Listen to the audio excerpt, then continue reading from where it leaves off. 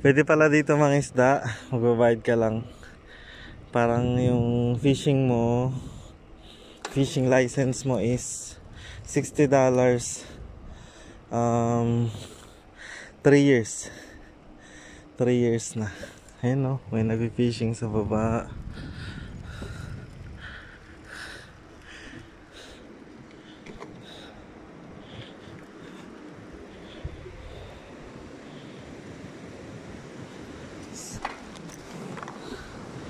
Ay.